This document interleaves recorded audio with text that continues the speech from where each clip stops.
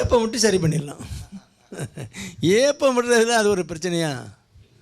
அது ஒன்றும் ப்ராப்ளம் கிடையாது. ஏப்பம் பசி ஏப்பம்னு சொல்லுவாங்களே, ஏல பசி ஏப்பம் மாதிரி தெரியுது உங்களுக்கு, பசி போய் சாப்பிடுங்கடாம்பாங்க. கொட்டாவி மாதிரி அது ஒரு ஏப்பம். ஏரோஃபேஜியா நம்ம வந்து சாப்பாடு விழுங்கும்போது கொஞ்சம் காற்றையும் சேர்த்து விழுங்கிடுறோம். காற்றை ஃபில்டர் பண்ணியாக விழுங்குறோம், காற்றும் சேர்ந்து உள்ளே போயிடுது. விழுங்கும்போது டபக்குன்னு உள்ளே போயிடுது. சிலர் நிறையா ஏரை விழுங்கிடுவோம். ஏரோஃபேஜியான்ட்டு நிறையா ஃபேஜியாங்கிறது விழுங்குறது. காற்று ஏறுனா ஏறு விழுங்கிடுவோம். நிறைய பேர் சாப்பாட்டோடு சேர்த்து விழுங்கிட்டோன்னா பிறகு அது கீழே இங்கேருந்து அந்த நிறைய ஸ்பிங்டர்லாம் இருக்குது, நிறையா சுருக்கு தசைகள்லாம் இருக்குது, அங்கெல்லாம் தாண்டி போகணும். அங்கே போகிறத விட அதுக்கு மேலே வர்றது ஈஸி. அதனால் டபக்குன்னு ஏப்பமாக மேலே வந்துடுது. அவ்வளோதான். சில உணவுகள் ஃபெர்மெண்ட் ஆகும். வயிற்றுக்குள்ளே போனதுமே கொஞ்சம் நுரைச்சி அதில் கொஞ்சம் கேஸ் உற்பத்தி ஆகும். பயிர் வகைகள் பொதுவாக கொஞ்சம் கேஸ் ஃபார்மிங், ஏப்பம் அதிகமாக வரும். அதனால் அது ஒரு பெரிய வியாதி இல்லை. சிலர் குறைய விடுவாங்க, சிலர் அதிகமாக விடுவாங்க. சிலர் அடுத்த வீட்டுக்கு கேட்க முடியாது ஓம்பாங்க. அதெல்லாம் ஒரு டிசைன், அது ஒரு ஸ்டைல், ஏப்பம் விட்டு காட்டுறது. சிலர் வந்து சைக்கியாட்ரிக் ப்ராப்ளம் இருக்கும், மென்டலாக அவங்க ஸ்டேபிளாக இருக்க மாட்டாங்க. அவங்களும் சும்மா நூற்றுக்கணக்கான ஏப்பம் விட்டுக்கிட்டே இருப்பாங்க வீட்டில். அது வியாதி இல்லை, அது ஒரு வியாதி, மனவியாதி. அது வந்து வயிற்றுக்கு அதுக்கு சம்மந்தம் கிடையாது. சும்மா ஜாலியாக விட்டுக்கிட்டே இருப்பாங்க. நான் வெளியில் வரும்போதே சத்தம் கேட்கும். ஹாஸ்பிட்டலில் வெளியில் கூப்பிட்டு வெளியில் உட்காந்துருக்கும் போதே சத்தம் கேட்கும். அது சைக்கோசோமேட்டிக் டிஸார்டர். மைண்டில் உள்ள இது வந்து அப்படி அந்த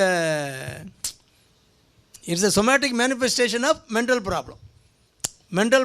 மைண்டில் ஏதாவது ப்ராப்ளம் இருந்தால் அது சொமேட்டிக்னா உடலில் ஏதோ ஒரு உறுப்பில் உள்ள பிரச்சனை மாதிரி அது காட்டும். அதுதான் ஏப்பம் வர்றது. சிலருக்கு பயங்கர சிவியர் செஸ்ட் பெயின்பாங்க, ஒன்றும் இருக்காது. 10 தடவை 15 தடவை இசிஜி எடுத்து வரிசையாக வச்சுருப்பாங்க, ஒன்றும் இருக்காது.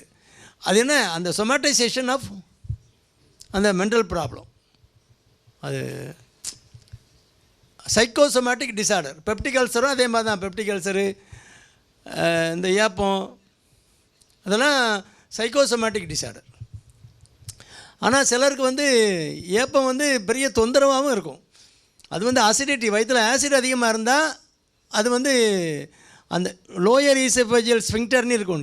உணவு குழாய் கீழே வந்து இறப்பையோட சேர இடத்துல ஒரு ஸ்பிங்டர் இருக்குது, சுருக்கு தசை இருக்குது. அது லேக்ஸாக இருக்குன்னு லேக்ஸ் லோயர் ஈசோஃபேஜியல் ஸ்பிங்டர்னு போட்டிருப்பாங்க. லேக்ஸ் எல்இஎஸ்ன்னு போட்டிருப்பாங்க. எல்ஏஎக்ஸ்ன்னு போட்டு நீங்கள் எண்டாஸ்கோபி ஃபைண்டிங்கில் லேக்ஸ் எல்இஎஸ்ன்னு போட்டிருப்பாங்க. லோயர் ஈசோஃபேஜியல் ஸ்பிங்டர் லேக்ஸாக இருக்குது, லூஸாக கிடக்குது. நம்ம தான் லூஸ் ஆகக்கூடாது. அது சில சமயங்களில் அந்த தசைகள் சின்ன லூஸாக கிடக்கும். அப்படி ஆளுக்கு என்ன ஆகும், அந்த ஆசிட் வந்து அப்படியே ரிஃப்ளெக்ஸ் ஆகி நெஞ்சக்கரிப்பு மேலே வரைக்கும் வந்துடும். ஆசிட் இந்த ஈசோஃபேகஸ் உணவு குழாயில் மேலே வரைக்கும் வந்துடும். சில நேரம் வாய் வரைக்கும் கூட வந்துடும். இந்த வயிறு முட்டை சாப்பிட்றதுங்கிறாங்களே, அந்த மாதிரி நைட்டு நேரங்களில் ரொம்ப அதிகமாக சாப்பிட்டிங்கன்னா அந்த லேக்ஸாக அந்த ஈசோஃபேஜியல் ஸ்பிங்டர் வந்து அந்த சுருக்கு தசை லூஸாக இருக்கவங்களுக்கு சின்ன ஏப்பம் வரும்போது மேலே வரைக்கும் வந்து வாய் வரைக்கும் கூட வந்துடும். அதனால் நைட்டு எப்போவுமே கொஞ்சம் 2 மணி நேரம் 3 மணி நேரம் முன்னாலே சாப்பிட்றணும் நைட்டு சாப்பாடு. ஏன்னா அது எது கழிச்சு நீங்கள் நைட்டு தூக்கத்தில் கூட மேலே வரைக்கும் வந்து அங்கே தொண்டையில் கூட புண்ணாக்கி விடலாம், திரும்ப இருமல் சளி கூட வரலாம். அதனால் 3 மணி நேரம் முன்னாலே மாவு பொருளெல்லாம் முடிச்சிடணும். நைட்டு பிறகு லேட்டாக படுக்கணுங்கன்னா பழம் வேணால் சாப்பிட்டுக்கலாம், பசி இருந்தால் ஒரு பழத்தை சாப்பிட்டு படுத்துக்கலாம்.